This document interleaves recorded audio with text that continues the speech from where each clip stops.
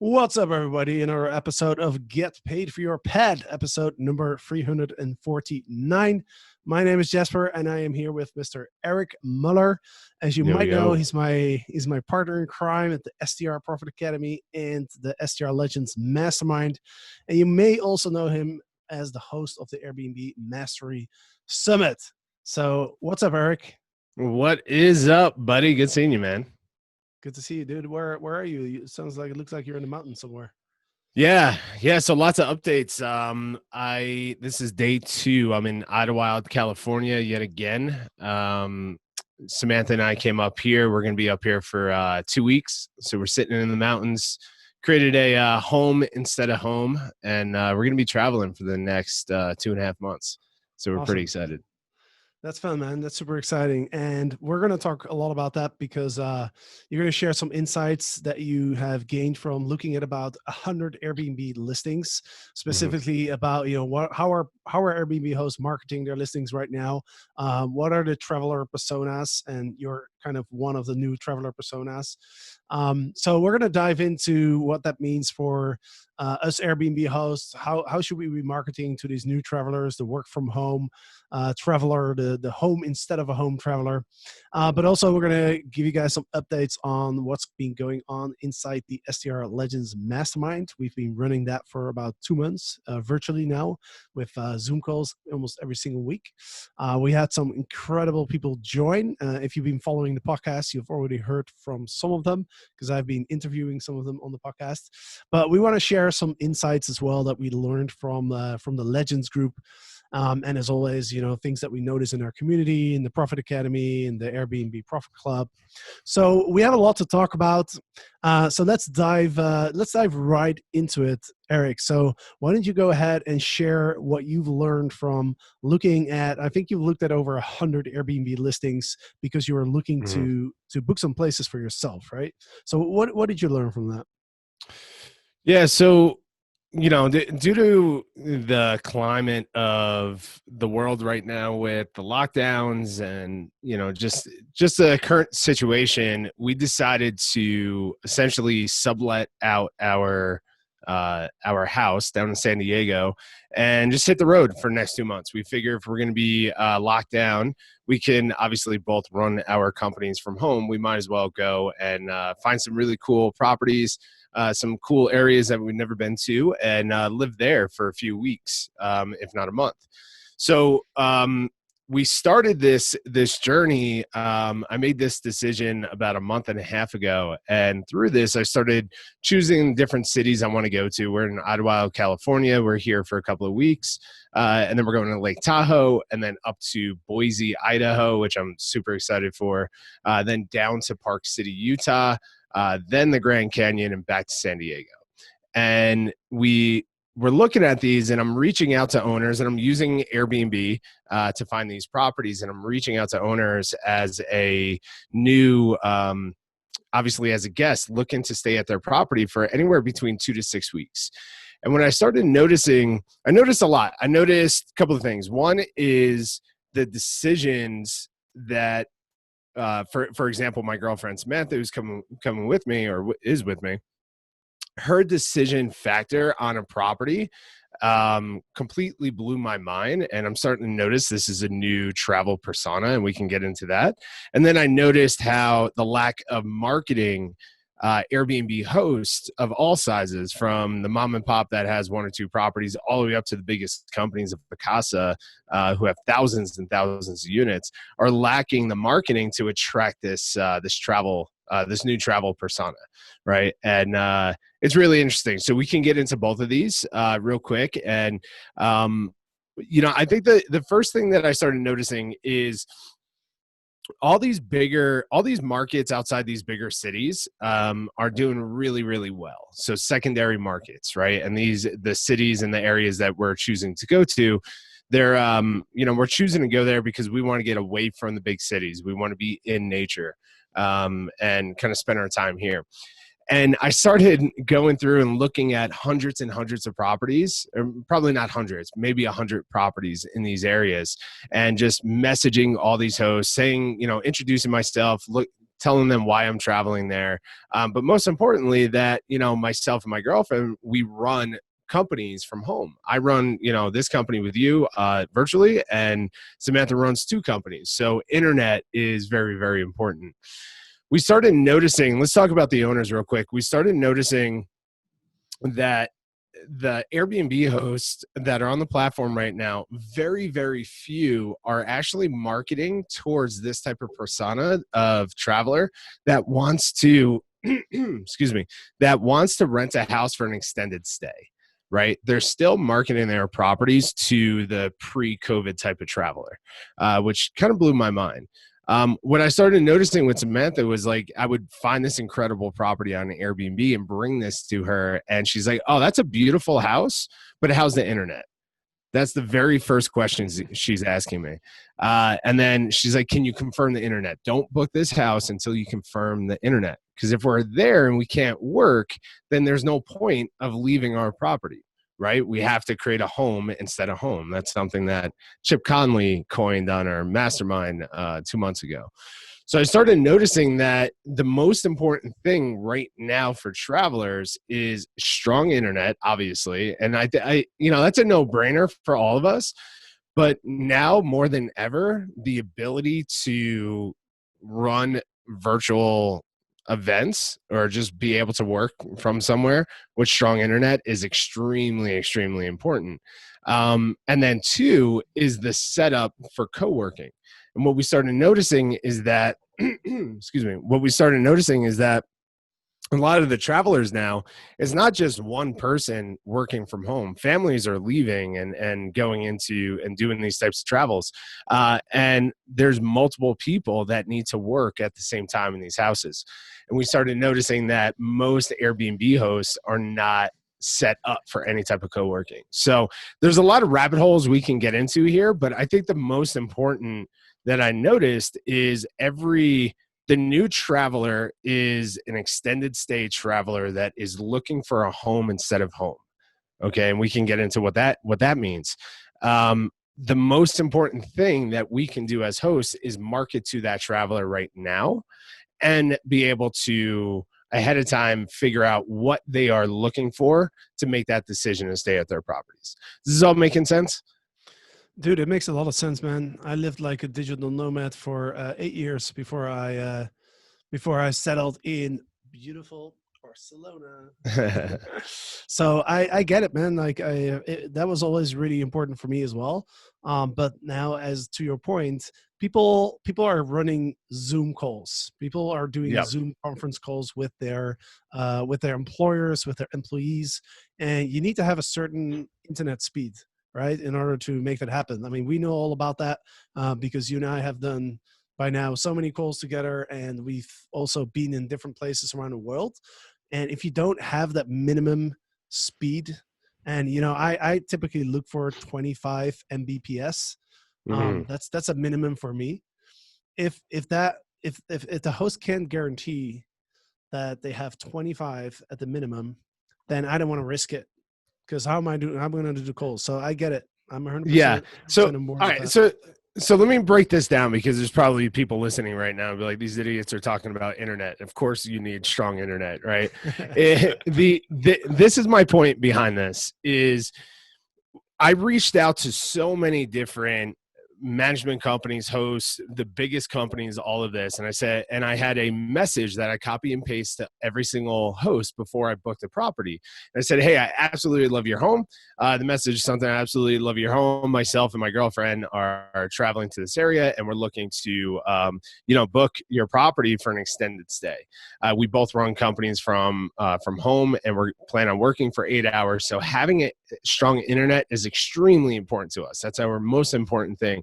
Can you please confirm the speed of your internet or send me a screenshot of a speed test? I sent that out 100 plus times. Literally, only 10 companies can confirm the speed of their internet, and only one company can send me a screenshot of the speed test. And I started realizing, like, even Vacasa, like I booked a 6-week stay in Park City with them, and they still cannot confirm the speed of the internet. And I'm like, guys, this is, we're spending thousands of dollars with you, and this is our number one thing. And then the very next thing is like, how are you set up for co-working, right? We both need separate spots. We both need desks, all of that. And this is by far one of the most important things we can do right now is think down the line, what does the average worker right now need in this place to make them feel comfortable? In this property here, we're here in Idlewild. We rented this for 2 weeks. It's a 2-bedroom or 3-bedroom. And we have 2 separate areas for our work areas. I was talking to the host, explained exactly what I was doing. By the way, this is the only company that can send me the screenshot, and not a company, but a host. So she messaged me yesterday and she said, hey, Eric, I was thinking I don't have any bookings on the studio downstairs. And I know, you need a separate work area. We have a desk down there. Why don't you take this key and you could use that as a work area? Right. So now we have 2 separate desks. She's marketing and working with me to make sure that my, my experience here is above 5 stars. To wrap all this up, I think the biggest thing right now is part of the marketing needs to be that you are set up for the traveler. You're set up for the business traveler, right? So obviously right now, everyone should do a speed test. If it's not the best in your area, get that, upgrade to it, take a screenshot, add that to your photos. Jasper, you've been talking about that forever for hosting our program to do that. Add it to your description. And then also train your cleaners to be able to do a quick speed test, right? While they're at the properties, just do it bi-weekly, update it. If there's any challenges, just take care of it and put that in your marketing. Super, super important. The other thing that I think is really important right now is less than 10% of the companies or the properties I reached out to were actually approved on Airbnb as a workplace. So you know how you can search, you click off that button and it says traveling for business. Less than 10% of properties were approved for that, which blew my mind. So I just think with the new travel persona, attracting extended stays, offering more services, approving your property through Airbnb as a workplace, and then of course your internet and work areas. So super, super important. 100%, man. And I'll add a parking space as well to that list. That's something that I noticed in the short-term rental profit academy. Actually, I noticed that a lot of students were talking about how their guests were asking them like, "Hey, do you have a parking spot? Where can I park my car?" So that's another one I'll throw in there is like, even if you do have a parking spot, because a lot of people are driving, right? So if you do have a parking spot, make sure you advertise it just as strongly as that Wi-Fi. But also, if you don't have a parking spot, make sure you advertise in your listing what the best way for them to park it, so that at least people feel confident. Okay, I can park somewhere. Maybe it's not in front of the house, but there's an option, right? Yeah. The last thing people want to do is show up with their car and then drive around for an hour trying to find a parking spot. Yeah. So one thing that I'm learning just on this, one thing that I'm learning with the legends that I'm speaking to is obviously travel right now and how hosts are staying afloat and actually, driving revenue is all domestic travel, obviously. Right. So what we found interesting planning this trip is we would go to REI or we would go to like a sporting goods store or whatever. All of these camping places, especially here in the States, and everything around travel, cars, all this stuff, everything is completely sold out because everybody is leaving their areas. Their kids don't have to go to school. They don't have to go to work. So why be locked down in these cities? Let's go out and leave, and let's do this for a few weeks. So everyone is doing domestic travel. What I'm noticing with the legends is on average, their bookings are 2 to 4 weeks long, right? They are now focusing more and more, and we've been talking about this ever since COVID hit, but we've been focusing more and more on extended stays, anywhere between 4 and about 8 weeks, if not longer. One thing that I noticed by reaching out to all these hosts is that nobody is offering, very few, I shouldn't say nobody, very few hosts are actually offering discounts on this. They're offering 5, 10%. But if you got to look at it, if someone like myself comes in and says, hey, I want to rent your place for 6 weeks, 8 weeks, you want to work with this person to get them into your property, especially right now. If you're struggling, you want to work with that person. And all the hosts that I booked with outside of Vacasa, and I don't want to beat Vacasa up because they've been great during this process, and I booked with them directly. But all the properties that I booked directly on Airbnb, the hosts were so excited to talk to me. There was no bots. There's no automations. It's strictly I'm connecting with this host or this guest. Hey, Eric, what do you need? They're negotiating with me. What do you need to stay at this property? I can go and upgrade the internet. I'll send this to you when I do that. What type of services? What prices do you need? Things like that. So we have to be very, very hands-on. And yeah, so we got to think about that process, and we got to be very hands-on. And I think if we continue to tailor our marketing and our customer service towards that, finding these extended stays could be a major deal for these hosts to actually stay in business. Yeah, 100%, man. I used to book 1, 2, 3 months stays all the time before I moved to Barcelona. And a point that you made as well is it's also a good idea to leave some clues in your listing if you have a place where people can contact you directly. And of course, this is a bit of a gray area. You want to be careful because obviously, it's against Airbnb's regulations to direct guests off the platform, right? But there are ways that you can leave clues in Yep. your listing to make it easy for people to find you without violating the terms. So you're not allowed to, for example, say in your description, go to this website, Right. Google, find me, Google this name, or anything like that, right? But there's some ways to leave clues, right? The hotel that I manage in Egypt, which is called Playkite, I have a caption of a review, for example, where the guest mentions our brand name. Right? I just copy pasted the review. Right? That's something that the guest wrote. That's not against the terms, right? Because that's a review. That's content that was created by the guest. So that's just one example of how you can, like, in a kind of smarter, subtle way, you can do that. But I think you had some ideas around that too, no? Yeah. So I noticed. Well, one is if you have a brand name. So if you have multiple listings, you have a brand name that ties back to your direct booking website. Say it's the property I'm staying at right here in Idlewild is called the Hideaway, and it's just mom and pop host. There's really they only have this one listing, but in their listing it says the Hideaway everywhere, and then in their description they have a check us out on Instagram.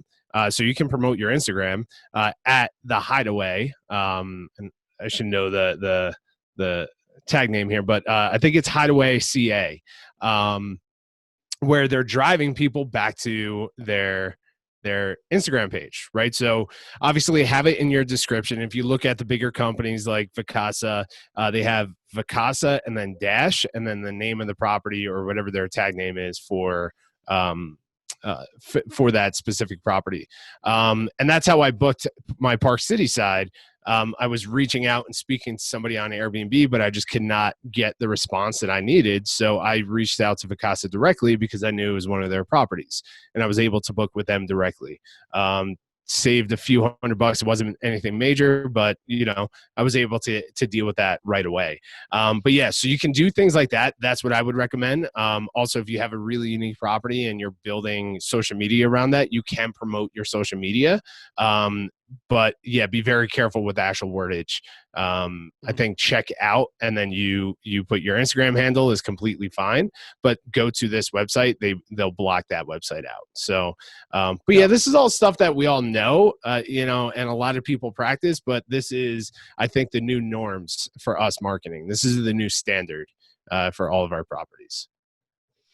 Yeah, 100%, 100%. And you mentioned, I've been talking about the screenshot of the Wi-Fi for a pretty long time, because that's something that I always looked at since I started traveling back in 2012. So one other tip I wanted to share on that is, I actually, first of all, you can go to SpeedNet. What is it? Speedtest.net. There's a lot of free websites where you can test your Wi-Fi speed. So it's very, very simple. It takes a couple minutes, right? You take a screenshot. I will go as far as right now, I would say, put that screenshot as one of your first 5 photos. I agree. Right. So it shows up right in the beginning, right? Because I'd love to hear from you. As you went through all these Airbnb listings, what did your process looks like? Did you go into search results and then kind of flick through the first 5 to 10 photos while you're on the search page? Yeah, I'm happy you brought that up. I was thinking last night that I got to create some type of basic training on how to find world-class Airbnbs or short-term rentals, or I should say properties on Airbnb, because I feel like I've really dialed in the process to go through the clutter to find really unique properties. And this property that we're in now is just so freaking unique. It's a world-class experience being here. So this is the thing. Obviously, right away we're checking. We're opening up the broad area. So as a traveler, the way that I'm looking for these homes is I'm dialing in the amount of bedrooms. Right. We don't need to look at 3-4 bedrooms, things like that. We want 2 bedrooms because we want to have a separate office. Right. So I could be here, Samantha could be in the other room, and we can both be on calls and not have a problem with it. So right away, we're setting our bedroom. We're clicking off Wi-Fi. You'll be surprised how many properties actually don't have Wi-Fi, and they promote that they don't have Wi-Fi. So we get that out of the way. We click off Wi-Fi, and then we set our price, our budget. That's really the only thing that we're dialing in, and then we do that search. We first go through and try to find the best type of properties that we like in the locations. But then once I go through that search and I narrow out and favorite the best properties in the best areas, I will go back in and then switch on the traveling for business, traveling for work. And then you'll be surprised. You'll go from like 300 properties down to 12, right? That fast. And it's so crazy to me. And what I'm looking for are the properties in the areas that I like, that are now set up for business travel. And I'm hoping that they're in there, and we're dialing that in. So that's our first step. And usually we're not finding great properties that are approved for travel. It's blowing my mind, For business. For business. Yeah. So from right there, the very next step that we're looking at is photos, where that's the very first thing we go into. I realized that I wasn't even reading reviews. I only read reviews only until we were like, okay, we're going to book this property. And as I'm sending that in, then I'm going back and just kind of reading that and going through all of that. But for the most part, we're making decisions strictly off of location, price, and photos. And I'm spending a lot of time putting myself in that place as I'm going through the photos, right? So if you're traveling for business, and how to market to these people, you got to put yourself in, okay, if I'm sitting here on this podcast with Jasper and Samantha's in the other room on her podcast, are we going to be talking over each other? Are we going to be able to be in places to work and take calls separately, and be okay? How do we have this co-working setup? So I'm actually going through that process.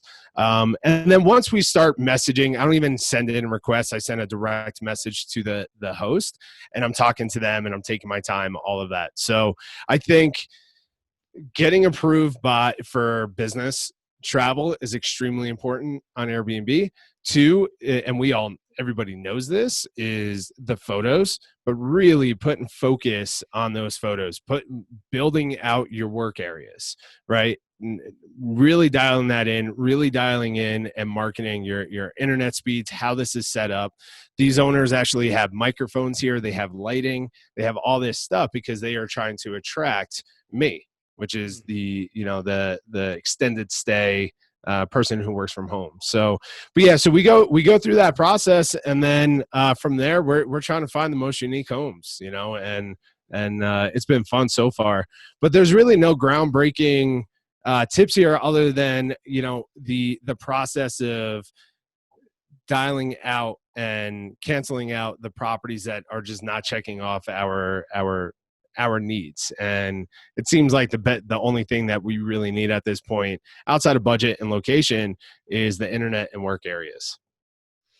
Yeah, 100%, man. And the reason I brought this up was, let's say you have really fast internet, right? Let's say you have 100 or 200 Mbps, right? If you put that as your fifth photo, then pretty much everyone who's going to scanning through some listings will see that, right? Yeah. And I can imagine, like, if you scroll through the first couple photos of a listing in the search results, and suddenly you see 200 Mbps, that's like your major checkbox. Boom, right? Now you're going to be so much more likely to actually check out that listing, because you can do any type of calls, together with Samantha. You both can do Zoom calls, and it won't be a problem. So, yeah, I think there's a lot of good information there, and I think what I would want to encourage the listeners, or if you're watching this on YouTube, go ahead and look at your listing, walk through your home, and put yourself in the shoes of Eric, or visualize a work from home traveler, right? Where is that person going to work? Let's say you have, for example, a desk, right? How about, you put your laptop on it, you try it out yourself. Why don't you go sit there and work for a couple hours and see how it is? What do you need, right? If you need something, buy it, right? A charger or whatever it may be. Put that on the desk and take a photo of that and put that on your Airbnb listing, right? So you're not really, you're not have to do any big investments. Simply taking a new photo, just showcasing, like, hey, this is the best place to work from. Put in the caption, like, look, we provide XYZ to make it easier for you to work, and that's it. Dude, it's this place is almost like the owner, the host here, is almost running like a co-working location, right? Like, she put that level of thought into how she can market towards the my type of persona, right? So the work areas, she already has cell phone chargers plugged in and set up, and it's organized correctly. She has multiple computer chargers as well, so the Mac charger is all set up, and I don't have to go searching for plugs and all this other stuff. It's already set up with the intention that you can just go and plug in. And then on top of that, she has, in the other section, she has a printer, she has all this stuff that somebody needs to get their work done, plus the instructions on how to use it. I'm like, man, this is just like the co-working spot that I was renting for the last couple of months, right? And it's like, there's no difference here, but the best part is we get to enjoy this experience in the mountains at this Airbnb, and we're willing to pay for it. Yeah. And printer, that's a great point as well. Unreal. I just had a friend message me, and he lives in Barcelona. He's like, hey, do you have a printer? I need to print out these documents. Where do you go to print these days? Right. It's, you know what I mean? Like, yeah. It's hard to find a place where you can print, especially if you're in a remote location. So that's definitely a good setting point as well. All right, man, we can probably talk about this stuff for hours, but we got to wrap this up at some point. With a couple of things I wanted to touch on is number one, we put on a really cool video on our strlegends.com website, because what we wanted to do was, we got a lot of questions from people. They wanted to know, what is it like to be a legend? What happens inside that mastermind? What happens behind the closed doors, right? So we actually created a compilation video of different conversations that we're having inside of the virtual mastermind, and we put it on our website. So strlegends.com. You can go ahead and check out that video. It's a pretty fun video to watch as well. Yeah, yeah. No, that's awesome, man. It's been a lot of fun, and yeah, I think that video just does a really good job. We get a lot of questions about that mastermind, so we yeah, good job on editing that as well. But that does a really good it gives a really good snapshot of the value that this community is creating for the members. Yeah, absolutely. And another thing that's really, really exciting that I would love to share is one of our short-term rental profit academy students Yeah, actually joined, or I should say, graduated last week to the Legends community, which is something that I just think that's so awesome to see. You know, this person came in, I think it was in January, so hmm about 8 months ago. And I always encourage all the students, like show up for the weekly calls. Be active in the Facebook group, ask your questions, don't be afraid to ask, there's no stupid questions. Just really engage, because that's how you learn, that's how you grow. And this person was just a source of inspiration when it comes to engaging and showing up consistently every week. And yeah, a couple of weeks ago I was talking to him, and I realized, wow, this person has now grown his business so much. This person could be in the Legends community, right? And so we jumped on a call, and we just decided, yeah, he's a good fit. Let's bring him in. So right. yeah, I think Incredible that's story, that's man. awesome. Yeah. Yeah.